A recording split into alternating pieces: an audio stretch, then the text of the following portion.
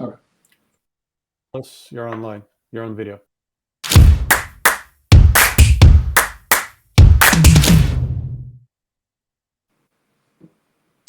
So, hi.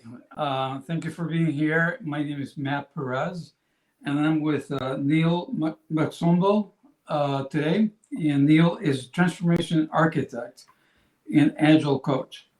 And we're going to be talking about this thing that we always talk about, which is what are the major problems in corporate America, and what are people doing about it? And Neil is, among other things, just wrote a book, and is doing that about it, and called Your Future.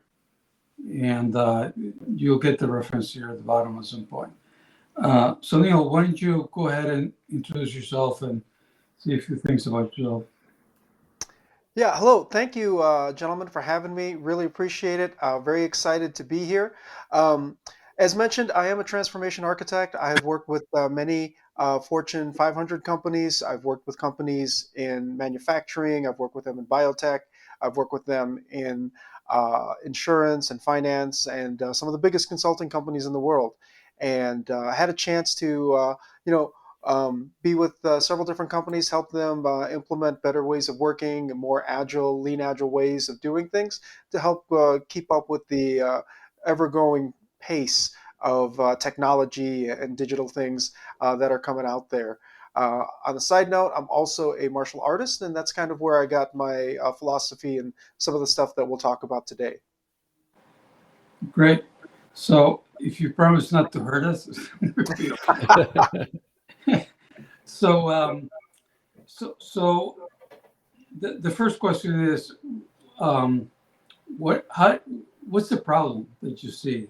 And you're obviously running into a lot of problems with that companies have, and help them transform to a more agile, more faster way of doing things.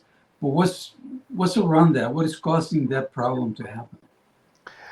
Yeah, so great question. As mentioned, I'm a martial artist, and Bruce Lee, when he came on the scene, he had noticed several different martial arts. He had he trained and studied many martial arts from all over the world, not just Asian martial arts, but martial arts from Europe and all over.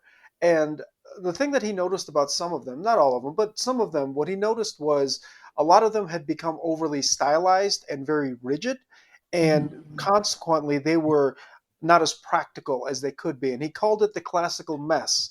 He said this is a classical mess. It's just a bundle of routine, ideas, and tradition. When they act, they are translating every living moment in terms of the old. What I've noticed when I've went to different companies, as mentioned, I've went to many different industries, companies in many different industries, and what I've noticed is they have a lot of similar problems. Well, why is that? Even though their prime product is different, even though one may have an insurance product, another one may have a 50-ton piece of machinery, another one may have, a pharmaceutical product, right? Why do they all have somewhat similar problems? Well, Dr. Gary Hamel, he's a professor at the London School of Business. He's probably one of the most reprinted authors in the Harvard Business Review. He's got several great books. Um, he had an article in the Harvard Business Review called Moonshots for Management, and he talked about things like workflow design, annual budgeting, return on investment analysis, product management, project management, divisionalization, brand management. All these things that, when you go to a large company, these are going to be very familiar to you.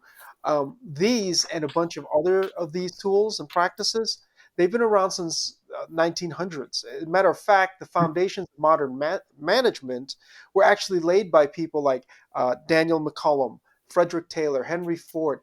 All of these people were born before the end of the American Civil War in 1865. So if you think about, for example, the assembly line, right? Henry Ford he really optimized the assembly line. One of his famous statements is, "You can have any color you want as long as it's black." Right? And the whole idea was that we want to reduce variability. We want to make things, mass produce it, and the more we can mass produce it the same way, the more we can get return on investment and things like that. We wanted to really optimize for efficiency, which makes sense. At the same time, it really kind of it made the assembly line like very, very sequential and linear. And as we've learned, life is not linear. Far from it. Well, Right. it makes it quite rigid as well, right? Which life also isn't, right? Absolutely. When you think about it, and again, I worked in manufacturing, and I'm a big believer in manufacturing. I think what you want to do is, you think, if I get these inputs, I will definitely get these outputs. But again, life is not linear. It's not. It just doesn't work that way. Life is not a machine, right? Look, can you guys hear me? Yeah. Yeah, we can hear you. Yeah, I said life is not a machine, and that's that's a big part of that system, that it treated everything like a machine. Yeah. Are you guys? Can you guys hear me? Okay. I'm sorry. I think somebody is doing something upstairs. I apologize. See, life is not linear. I wasn't Yeah. expecting somebody to turn on the vacuum up there. So, at any rate, I think the thing is that we're now, instead of looking at an assembly line, we're looking at knowledge workers. We're looking at, not. I mean, a lot of those things on the assembly line, they're getting replaced by robotics, right? Um, Things are getting, a lot of repeatable processes. We're starting to automate those, and you don't have the human element in there.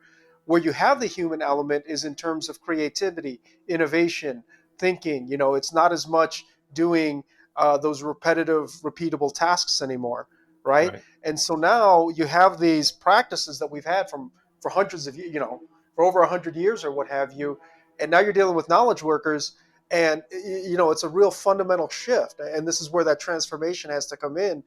We have to realize we're dealing with people, and Gary Hamel, he did a study where he found that only 20-25% of people in the workforce felt like they could be innovative and creative. So, what do you think is the source of that? I mean, it sounds to me like you're saying these guys are operating according to operating according to a system that started last century and doesn't fit the environment that we have today. And the vacuum cleaner going back and forth. So what's the cause of this, or what, how do we deal with this? Is that kind of Yeah. what you're? There's all these weaknesses and stuff like that. And there's people that want to be creative and all those things that you mentioned. And the stuff in the middle is the hierarchy.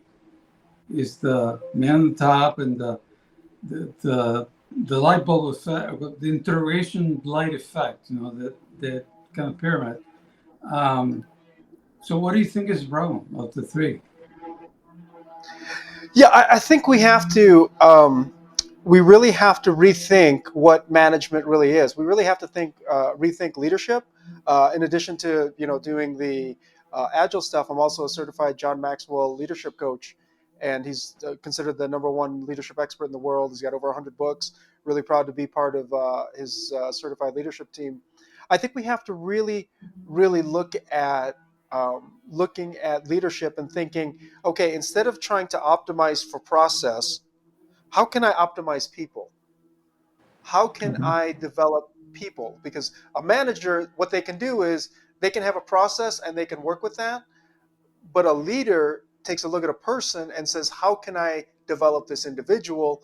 And they understand the big context of what the company's doing, and how can I help this individual contribute to this larger whole? We have to take a look at systems thinking.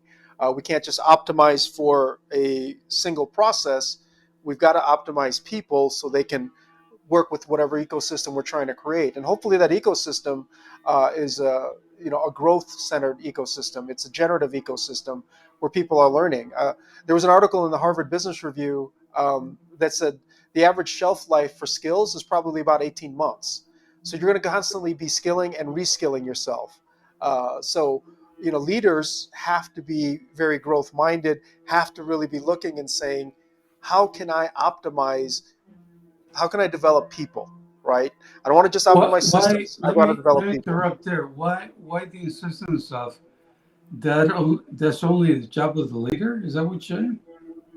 Is it the only job of the leaders? No, no. Is it the job of the leader to do that, or in my view, Yeah. is everybody's job? Yeah, the thing is that I remember I was watching John Maxwell speak one time, and he he's up in front of thousands of people, and he says everything rises and falls with leadership. Everything, Okay. and you could hear the pin drop. And he said it again. Everything rises and falls with leadership. And I found that to be true. And PROSCI, PROSCI, the people who do the change management, they do all the change management certifications. Mhm. What they found for the last 20 years running, they've done research for any organizational change, for any major transformation. Doesn't matter if it's digital, agile, what have you, any organizational change, the number one critical factor is active and visible executive sponsorship. Active and visible executive sponsorship. That was the number one critical success factor in any major change in any organization last 20 years running. In other words, if the management, if senior management is not on board, then nothing can happen in a traditional organization, right? In a Yeah, fiat organization. well, I don't want to say nothing can happen. I just think it Well, makes it a lot harder. You right. can have some grassroots things happening, um, but I think it just makes life much better. The best transformations I've been a part of is, for example, I was with one company and the CIO said, "This is what we're doing," and guess what? That's what we did, right?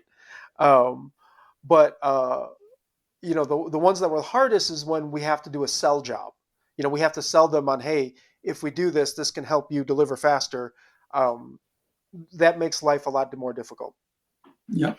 But I think, if you don't mind, Matt, I was just going to sort of follow up on your question, because I think what you were asking wasn't, is it required that manager leadership be there to make changes in the organization? The question I think you were asking is, Niel, do we need, sorry, do we only make changes in people, not the organization, not corporate projects and so forth, but in Oh, people, right? okay. And so if the responsibility of people growing, people changing is the responsibility of the leadership, or is it also the responsibility of the people themselves? And I Hmm. think maybe, Matt, that was the question that you were trying to get at. Yeah, it's closer. Okay. Apologies for that. I misunderstood there, but I think it is definitely the responsibility of it is a responsibility of leadership to kind of create that atmosphere. But then you're right, individuals themselves have to take advantage of that opportunity to learn and to grow, right? There has to be a hunger, a desire for people to do that. And again, going back to a John Maxwell quote, he talks about the law of magnetism. You tend to draw who you are, right? So if you're a leader that's very hungry, that's all about growth and development, you'll tend to attract those type of people to your organization.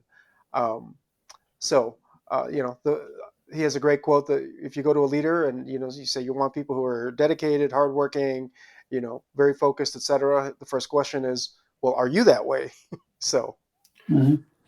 So your comment about leadership leads me to ask the question, how do you see agile within that context? Because agile is very much about it, individuals feeling empowered and being able to do things themselves. What's the relationship between an agile environment and mhm. top-down type execution? Yeah, that is a great question there. Basically, the way it works is this. The way I like to think of it is that the leadership kind of creates the environment or maybe the guardrails, gives them a strategic direction, right? Leadership should be saying, hey, this is our vision. They should be really good at dictating, not dictating, but describing and articulating what the vision is and what the direction is. And then um,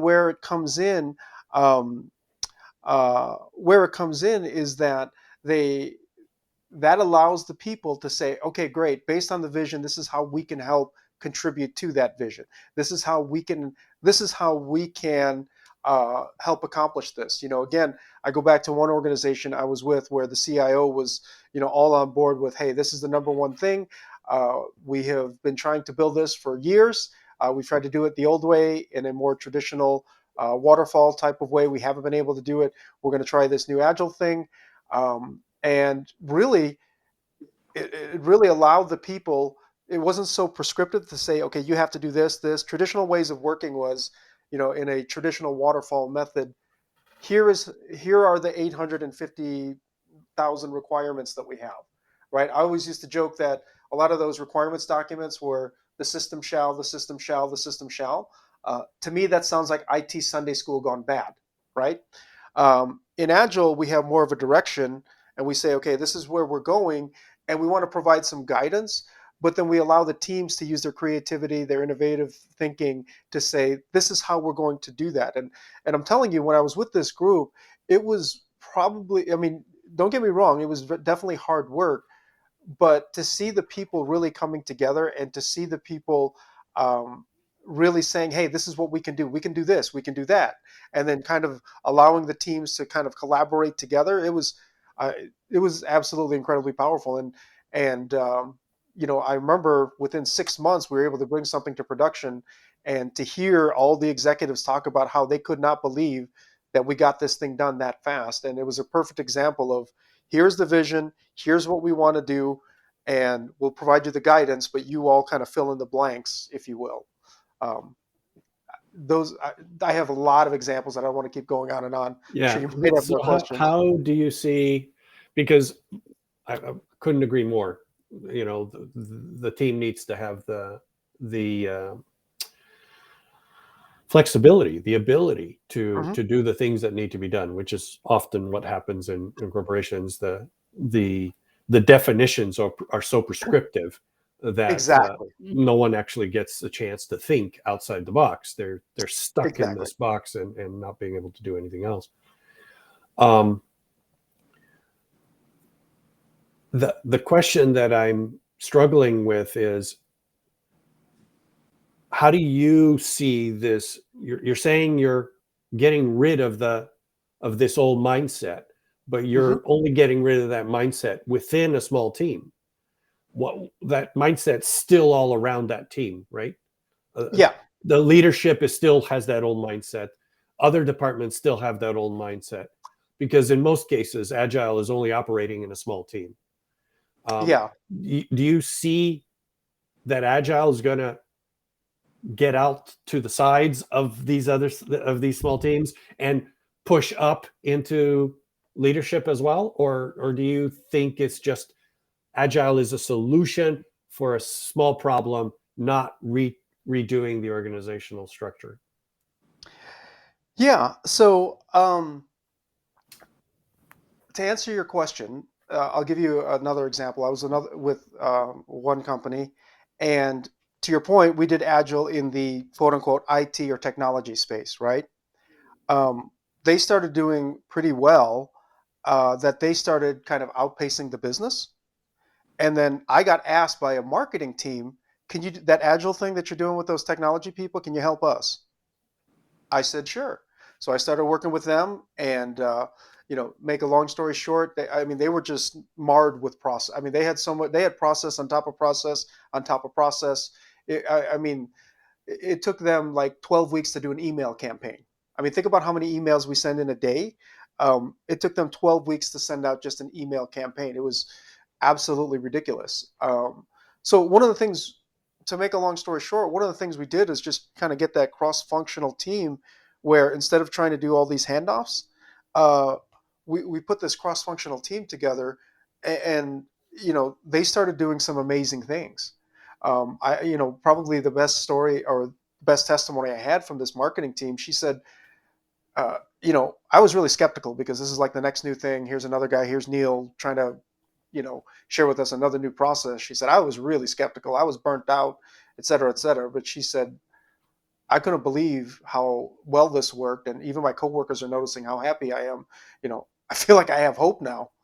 And that success got me to where people in operations, not IT operations, but like the non-IT side of operations, they said, "Well, can you help us?"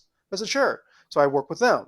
They started doing pretty well. Then the non-IT side of product, I'm talking the actuarians, I'm talking legal folks, people who wrote contracts, all of those different people said, "Can you help us?" I said, "Well, sure." And John Cotter talks about you have to generate these quick wins. John Cotter, he's a really foremost uh, expert when it comes to change, and he talks about getting those quick wins, and that basically kind of buys you equity so that I can buy the other parts of the organization. So by the time I got done, not only did we have almost 1,000 people working in IT and Agile, but then marketing, operations, and then the non-IT of product development, they couldn't believe how well this worked. So to answer your question in kind of a roundabout way is that one, you need that leadership buy-in. And then number two, hopefully you have those quick wins. You have those, I like to think of them as trophies that you can present to that other leaders start hearing about. The best is when the leaders start saying, can you do this for us? Right. You see what I Yeah, mean? I That's got been a my few, experience. I got a few questions from the Yep. audience in particular.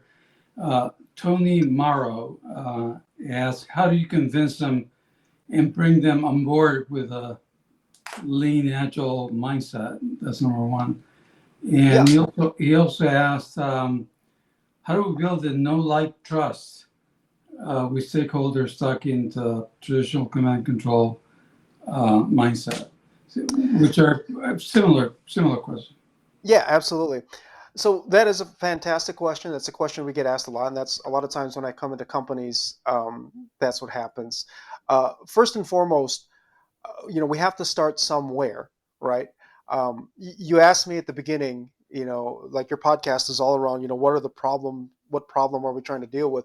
My very first mentor in Agile, the very first thing he told me was, Neil, when you go in, figure out what problem are we trying to solve, right? So when I talk with leaders, I just ask them, okay, why am I here? Normally, people don't bring an agile coach in because things are going well, right?